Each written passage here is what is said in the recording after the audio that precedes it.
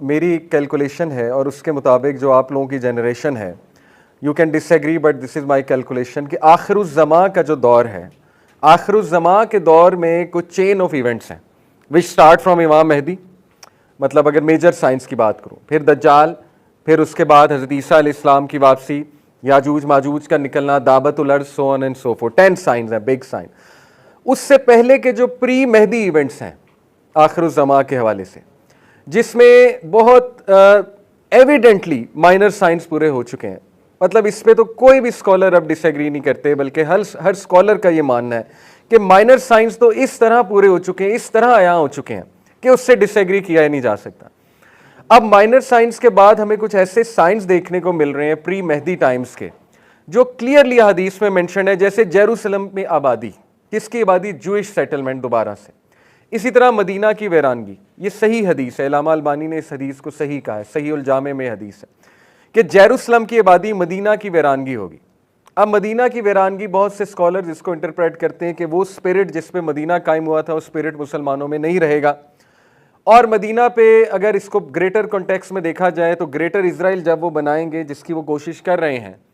और उसका उन्होंने शुरू कर दिया है पूरा एक प्लान, तो जब वो ग्रेटर इजराइल को एक्सपैंड करते करते मदीना तक जाएंगे, तो ये इससे मुराद है, ये भी कुछ स्कॉलर्स की इंटरप्रिटेशन है कि मदीना तक वो जाएंगे। और उससे पहले कुछ वॉर्स का भी जिक्र है जो कि हमें देखने को मिल रही हैं शाम के इलाके में, खसूसन शाम, यमन और इराक, ये 3 इलाकों का हदीस में जिक्र आता है कि जब इन 3 इलाकों में, हदीस के कॉन्टेक्स्ट बता रहा हूँ आपको, एग्जैक्ट अल्फाज नहीं, ये 3 इलाके बार बार मेंशन है कि इराक में, शाम में, यमन में बदअमनी देखोगे तुम, स्पेशली शाम के इलाके में खाना जंगी देखोगे तुम, सैंक्शंस लगते देखोगे। सैंक्शंस के अल्फाज हैं कि रोमन सैंक्शंस लगाएंगे, रोमन आज के आपको पता है, फिर जो वेस्टर्न पावर्स हैं, नेटो भी कह सकते हैं जिसे, वो सैंक्शंस लगाए हुए हैं इन इलाकों पे। तो बहुत ज़्यादा आया हैं ये प्री मेहदी टाइम्स के जो साइंस हैं वो भी। तो मेरी कैलकुलेशन के मुताबिक आपकी जो जनरेशन है वो सबसे इम्पॉर्टेंट जनरेशन है आने वाले टाइम्स में, और आप लोग और हम लोग अल्हम्दुलिल्लाह बहुत कुछ कर भी सकते हैं इस हवाले से।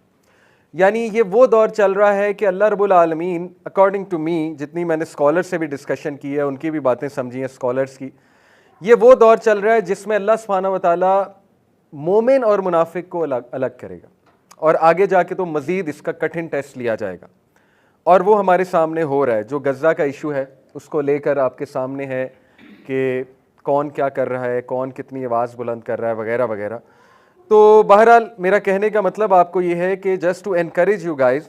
कि अल्हम्दुलिल्लाह यू आर द पीपल जो उस रोड में कुछ कंकरियाँ डाल सकते हैं, the road to Mehdi,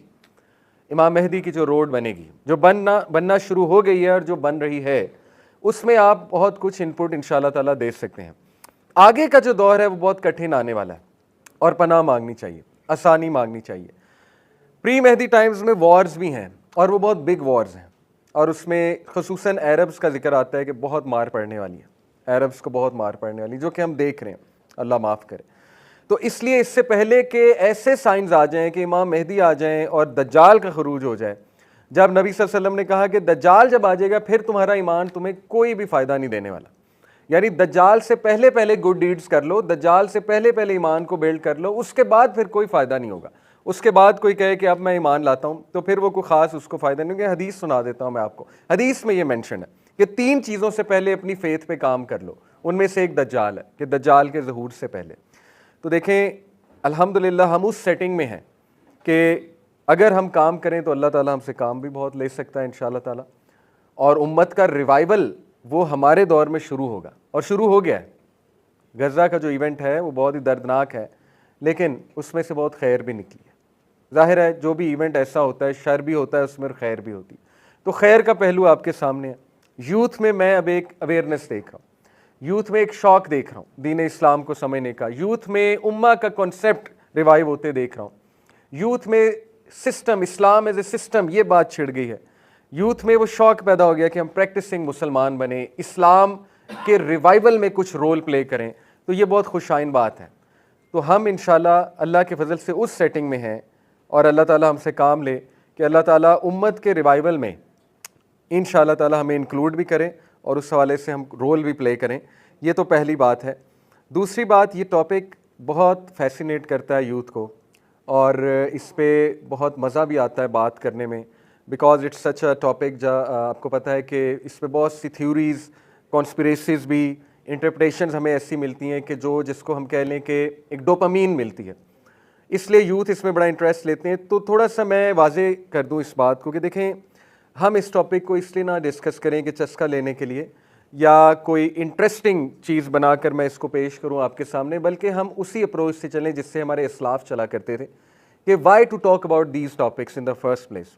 minor science, major science, दज्जाल, इसके बारे में बात क्यों होनी चाहिए, हमारे इस्लाफ की क्या अप्रोच थी, हमारे जो पायस प्रेडिसेसर्स गुजरे तो वो ये अप्रोच थी। अल-कुर्तुबी कहते हैं, the wisdom in the science preceding the hour is to inform people about them, to awaken them from their negligence and to encourage them to take precaution with repentance and renewed devotion, such that they will not be caught off guard and be unable to make up for their shortcomings. अल-कुर्तुबी कहते हैं, इमाम अल-कुर्तुबी, के इन topics का मकसद सिर्फ ये है कि जो लोग हैं उनको जगाया जाए और उनको वेकअप कॉल दी जाए और उनको इस बात की जो है वो इंकरेजमेंट की जाए कि अपने आप को दुरुस्त करो, अपने अमाल को दुरुस्त करो। तो इन टॉपिक्स का मकसद सिर्फ ये नहीं है कि एक इंटरेस्टिंग इन्फॉर्मेशन सुनी और सुनकर घर चले गए और उसके बाद रिसर्च करते रहे इल्यूमिनाटी पे, फ्री मेसन पे, दज्जाल पे और सैटेनिक सिंबल्स पे, और अमल में कोई चेंज नहीं आ रही। तो this is not the purpose, right. इसके अलावा ये बहुत ज़बरदस्त, इब्न हजर, हमारे one of the great pious predecessor, कहते हैं, the wisdom in the science preceding the hour is that it will alert the heedless and encourage them to repent and prepare. Prophet सल्लल्लाहु अलैहि वसल्लम ने क़यामत के science क्यों बताए, इतना क्यों डराया? इसलिए कि उसके करीब के जो लोग होंगे वो एकदम जाग जाएं और वो अपने एक्शंस को रिविजिट करें। जैसे एक सहाबी नबी सल्लल्लाहु अलैहि वसल्लम के पास आया, ही सेड, या रसूलल्लाह क़यामत कब आएगी?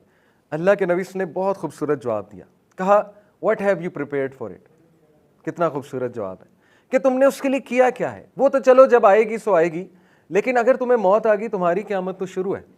राइट। डेथ आ गई तो क़यामत तो शुरू हो गई उस बंदे की, कब्र शुरू हो गई, बरज़ख शुरू हो गया और फिर क़यामत भी शुरू हो गई।